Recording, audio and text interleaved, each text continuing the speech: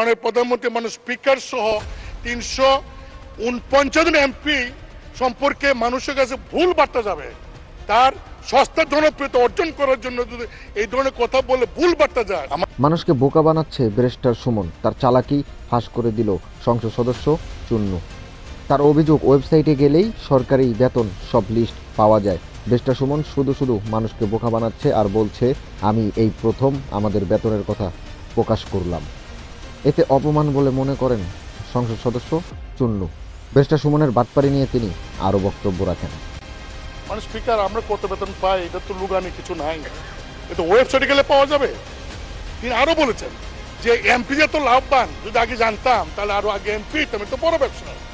মানে স্পিকার, আমি আপনাকে বলছি কেন, আপনি হলেন এই সংসদের গার্ডিয়ান। আমাদের কোনো সদস্য যদি এমন কোনো কথা বলে যে কথায় প্রধানমন্ত্রী মানে স্পিকার সহ 349 জন এমপি সম্পর্কে মানুষের কাছে ভুল বার্তা যাবে, তার সস্তা জনপ্রিয়তা অর্জন করার জন্য যদি এই ধরনের কথা বলে ভুল বার্তা যায়, সেই বিষয়টা আপনি দেখতে পারেন।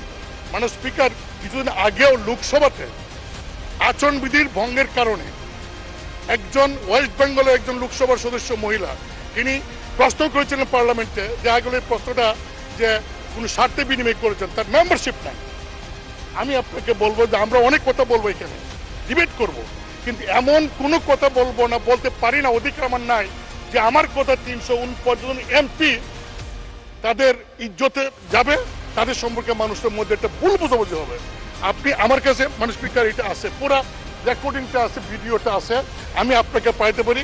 আপনি ভিডিও দেখেন, দেখে আমার কথাগুলি যদি মনে হয় আপনার যে ইয়েস আমি যা বলছি এই কথার কারণে জনগণের কাছে 349 জন এমপি সম্পর্কে ভুল বার্তা গিয়েছে, যদি আপনি এটা মনে করেন, তাহলে আপনি গার্ডিয়ান হিসেবে সেই সংসদ সদস্যকে ডেকে আপনি তাকে কি করবেন, এটা আপনি একটা ব্যবস্থা নেবেন। মানুষকে এভাবেই বোকা বানাচ্ছে, যা কিছু ওয়েবসাইটে পাওয়া যায় তা এখন ব্যারিস্টার সুমনের মুখেই পাওয়া যায়। আর তিনি মানুষকে এতটাই বোকা ভাবেন যে মানুষ এখনো 70 দশকেই রয়েছে, মানুষকে বললে মানুষ তাই খাবে।